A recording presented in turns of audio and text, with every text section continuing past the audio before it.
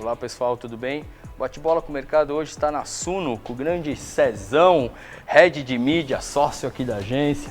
Tudo bem, Cezão? Prazerzaço receber você. Prazer, bem-vindos à casa. Pô, Casa de vocês aí. Aliás, uma bela casa, bem bonita, cheia de livro. Vocês estão de parabéns aqui. Não ler mais esses negócios aqui. Não, eu vou vir aqui, eu vou aqui pegar uns livros seus, você pode ter certeza. Cezão, pra gente começar, você vai saber um pouco da sua carreira, um pouco da sua trajetória, o que você fez para chegar onde você chegou. Conta um pouco aqui pro pessoal. Legal. Cara, é uma jornada muito longa, né? Eu sempre brinco que a gente cruza caminhos corretos, né, na hora certa e construindo coisas boas. Mas a história começa lá em 1995, antiga Sadia Concórdia. Ainda, né, não tinha nem essa coisa da BRF, a gente começa como office boy. E nesse meio tempo, cara, conversando com um com o outro, conversei com o cara do marketing, o VP. Vai sentindo um caminho. Cara, e me levaram lá como um escriturário adjunto ali. E, cara, nessa brincadeira do fura papel, tira uma xerox, comecei a ter uma visão de mídia, um supervisor olhou lá e falou, cara, esse carinha tem uma visão. E aí comecei a brincar de mídia, 15, 16 anos, super jovem. Naquela época a gente podia tirar carteira profissional com 14, não era contra a lei. Eu comecei cedo, hoje em dia ninguém mais começa cedo como a gente. Não era contra a lei, com 14 já podia. E aí fiquei muitos anos na Sadia, 5, 6 anos, depois fui Bradesco. No Bradesco começou muito essa coisa da digitalização. Sim. E foi nessa que eu falei, cara, eu preciso aprender esse negócio. Quero entender, né? Então, alguns projetos no banco de digital. Era muito legal ver os portais, né? O IG, o Yahoo, algumas coisas. E às vezes a gente comprava um projeto e não sabia nem direito o que estava comprando. Era uma coisa muito louca. E na época tinha a saudosa agência Clique. Sim, lembro. Que atendia o Bradesco. E nessa eu consegui também a gente fazer alguns caminhos. E eu fui para a agência Clique. Olha, de cliente para agência. De cliente para agência. Dei alguns passos na carreira, na questão financeira, claro, porque eu precisava apostar, mas era jovem, tinha 24 anos. Sim, era hora de arriscar, né? E, cara, comecei na agência Clique como um analista júnior e ali fiquei muitos anos, fui até 2017, até liderar a área toda de mídia e cara, aprendendo toda essa questão da inovação, de dados. No começo ali de 2010, começou a se falar um pouco dessa coisa da performance, de compra programática, de compra, né, de CPC e CPM, e nessa, a querida Rose Campiani, que era a VP de mídia na época, ela falou, cara, você não quer assumir esse negócio? E eu falei, eu quero. Vou entrar de cabeça. Eu vou entrar. Ninguém queria, porque branding era uma coisa onde tinha o dinheiro, claro, e a performance era um negocinho desse tamanho. Era algo muito novo, né? Era muito novo. Era muito novo. Então a gente começou trabalhando com a Fiat, com a Sky, alguns clientes da época, o Whirlpool.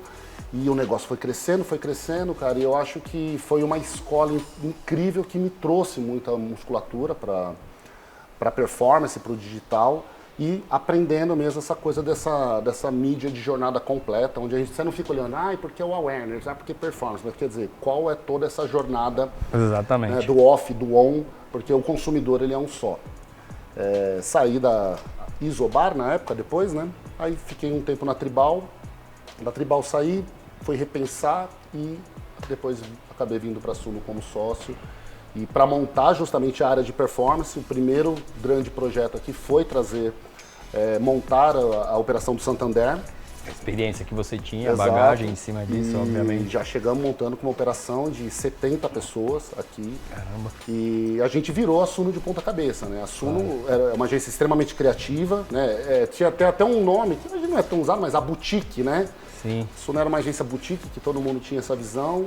E, cara, a gente acabou digitalizando de verdade, trazendo muito mais inovação, tecnologia, fazendo essa mescla mesmo para o cliente não entender, mas eles são bons só nessa disciplina ou nessa ferramenta. Não, eu acho que, cara, entender todo esse ecossistema do cliente hoje é uma coisa que a Suno faz com muita musculatura. Não. Então, um pouquinho disso. Pô, tem uma vasta caminhada, tem bastante né? encrenca, tem muita Nada madrugada. é tão fácil, tem né? Muita Você deu um pizza. resumo de 5 minutos, mas tem uma longa história aí. E é legal essa história de você vir de cliente, porque você vem de uma cadeira que você já era o cliente, aí você vira agência. Então, você vai com a sua cabeça também pensando em como que aquele cliente queria que você atendesse. Então, são experiências que se completam.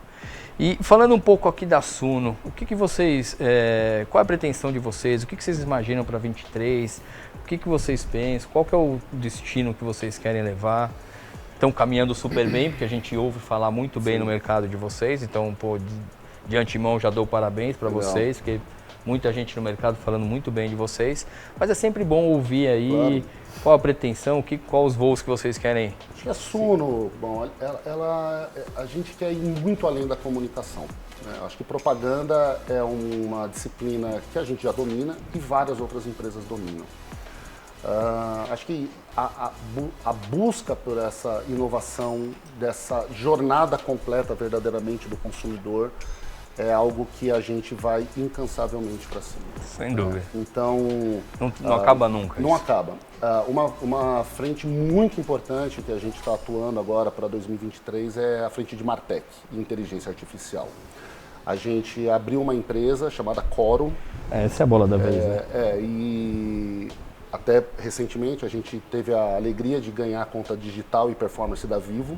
Que legal. Que justamente o escopo era a união de mídia, performance digital com Martech. E se fosse só a mídia, a gente não ganharia a conta. Se fosse só o Martech, a gente não ganharia a conta. Então, mas a somatória das duas disciplinas foi assim fundamental para isso. A gente tem um dos nossos sócios aqui que veio para montar a Coro, que é o Fernando Teixeira, um cara com muita experiência em Adobe, plataformas, Microsoft, enfim. E ele lidera essa frente. Inclusive, o Martech, muito se fala, pouco se sabe.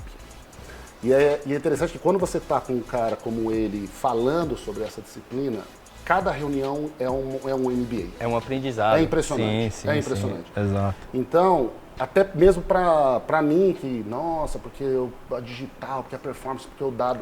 Quando você cai nessa piscina, meu velho, aí o negócio... O mergulho é diferente, né? Que é isso? Aí com você certeza. nada borboleta com crawl e com tudo que é como se você tivesse entrado lá atrás no mesmo Exatamente. Mesmo trabalho. Quando todo mundo lá em 2008 falando, como é que compra por CPM? Dá exato. pra comprar um leilão? Quem faz o leilão? É o que a gente está vivendo agora, acho que com a inteligência artificial, né?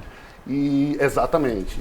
Então são disciplinas que trazer essa inovação, trazer o ineditismo, né, sem ter rabo preso, isso é uma coisa muito importante. A Suno, por ser uma agência independente, a gente não tem compromisso para cumprir. Né, diferente de grupos, e nada contra, até porque eu vim de grandes grupos e sei como funciona. Mas tem números, tem pressões, tem uma série de coisas. E a gente acaba tendo uma independência e uma velocidade na tomada de decisão que faz muita diferença. Claro. Né? E óbvio, uma das coisas que é nossa prioridade é na qualificação do time. Isso faz toda a diferença. Isso é... Né?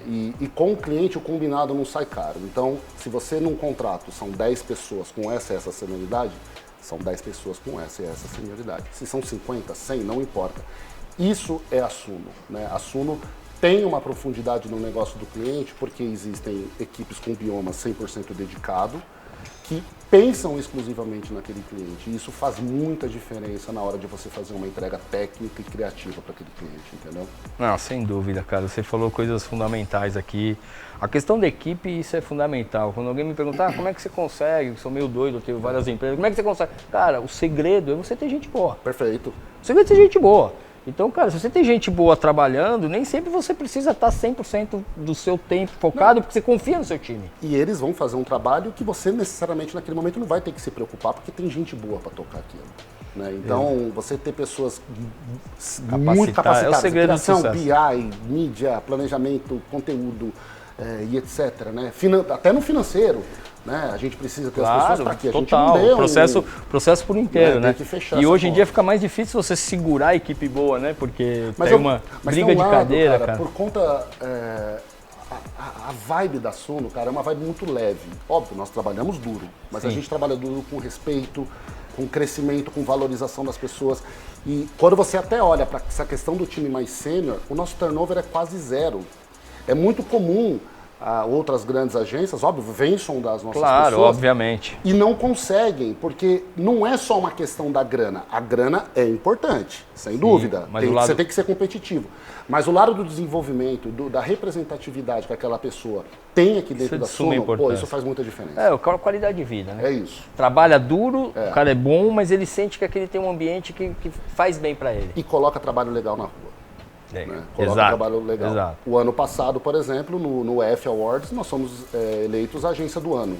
Isso é muito grandioso. Muito, cara. Isso é muito grandioso. Cara, sensacional. É um prêmio, cara, porque a gente gosta muito do F. Por quê? Porque o F, diferente de Cannes, que é um prêmio, claro, super importante de criatividade, Sem dúvida. mas o F, ele tem 3 pilares muito importantes, que é criatividade, estratégia e resultado.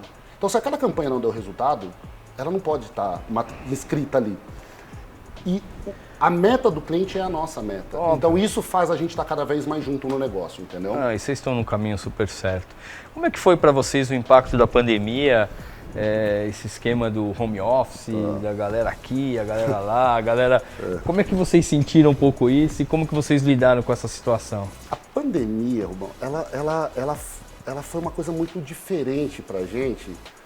Primeiro, falando um pouco da pandemia, né? A gente achava que mel e limão tomava e sarava, né? E que em um mês tava voltava tudo. voltando. Falar, não, beleza. Inclusive, quando a gente falou pra galera, ninguém sai de São Paulo, hein? Porque daqui a pouco a gente tá de volta. Bom, o negócio deu 1, 2, 3 meses e lascou. Por que a Suno teve uma grande força na pandemia?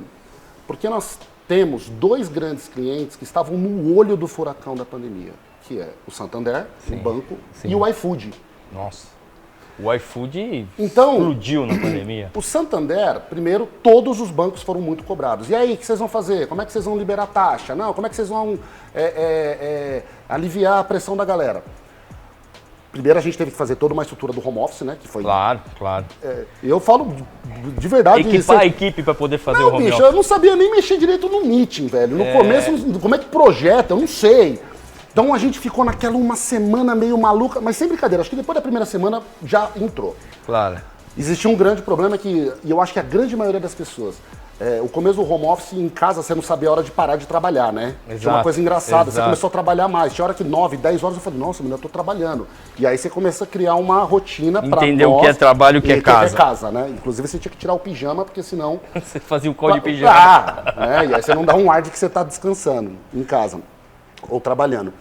Mas com o Santander, primeiro, ele entrou de uma forma muito forte. Time de criação, eu não vou saber o número exato, mas é uma coisa assim, tipo, em 40 dias, os caras criaram 50 filmes. Eu lembro de situações do filme estar saindo da produtora às 18 horas para veicular às 20h30 no Jornal Nacional. Nossa, cara. Cara, aquele desespero de última hora. Um negócio, velho. E aí ia filmar. A gente filmava dentro da torre do Santander. Sem chance de errar, né? Você não tem tempo para errar. Não, teve ocasiões que o Fernando Meirelles, ele era um dos diretores, ele dirigia por tablet. Cara, uma coisa assim. E saindo filmagem e saindo filme.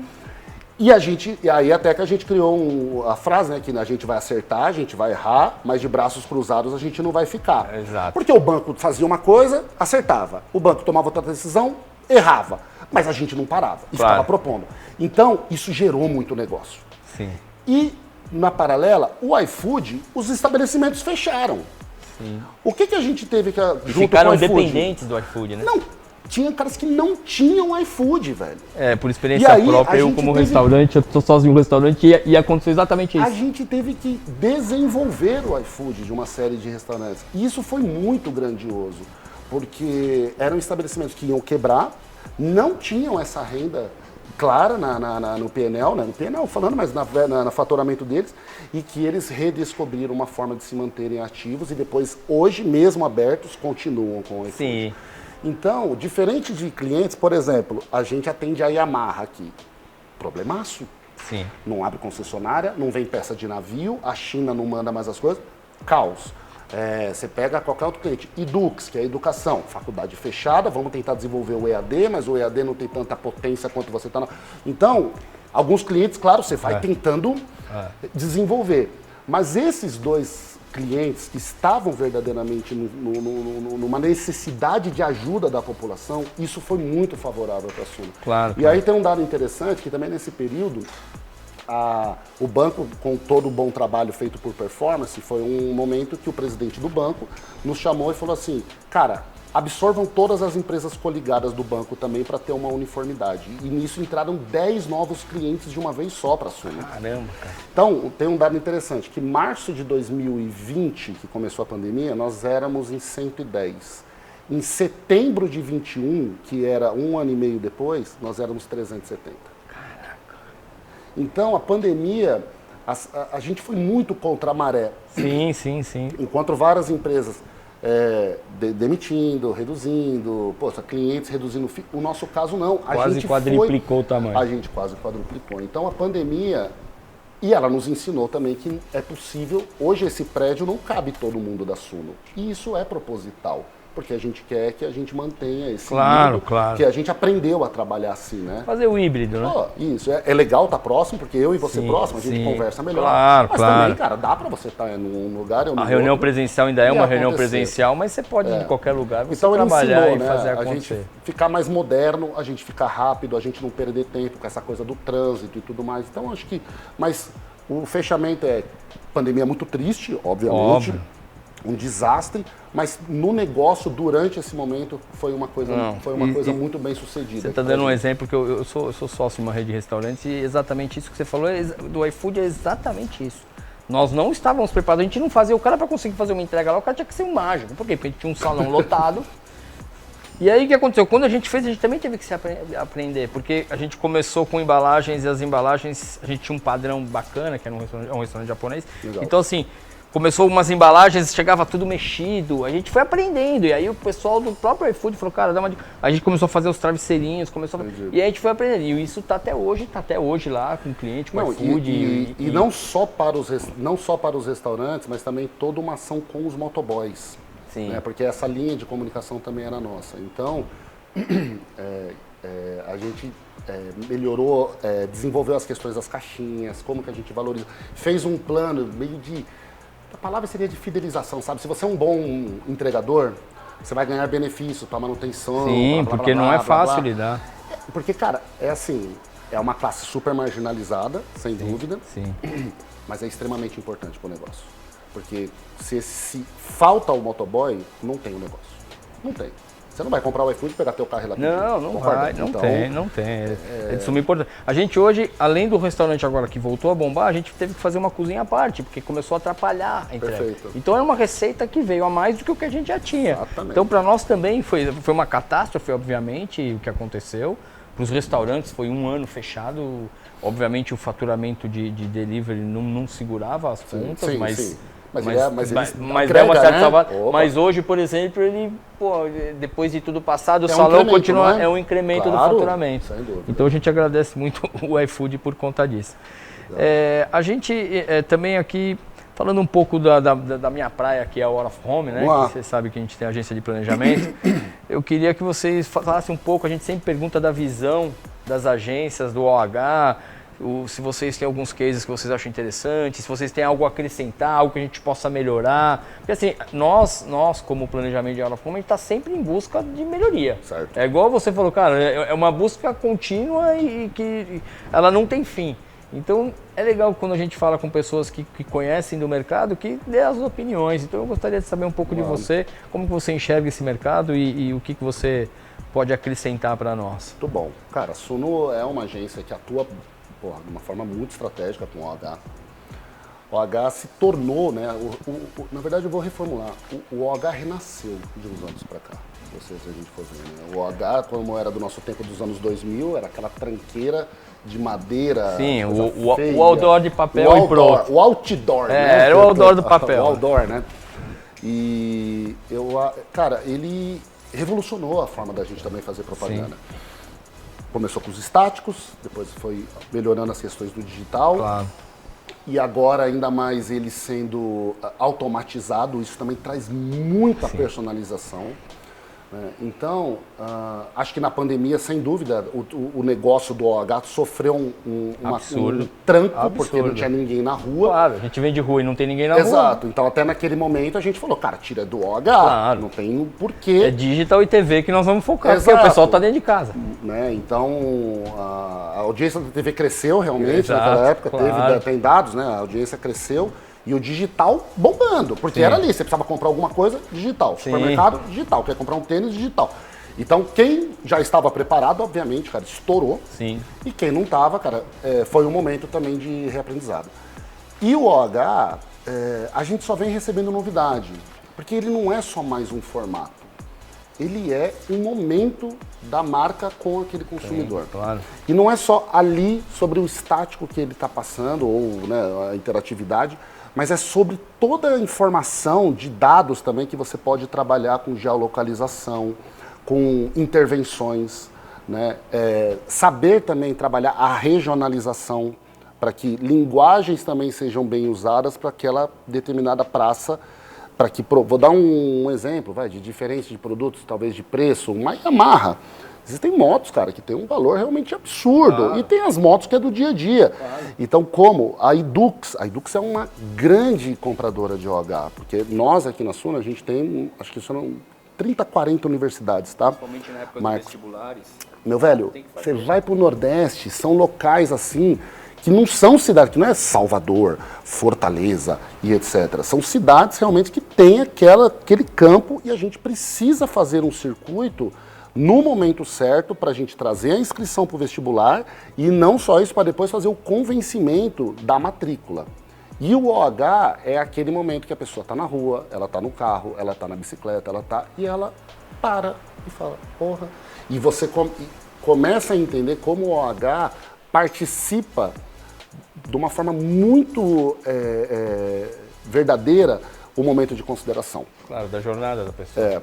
Então, se você olhar, por exemplo, o Santander, perceba o OH do Santander. A gente, além de dar a mensagem, a gente sempre coloca, busque por Santander mais alguma coisa. Santander mais papapá. Isso é a arte do Santander. Por quê? Porque a propaganda, a comunicação não vai parar ali na rua.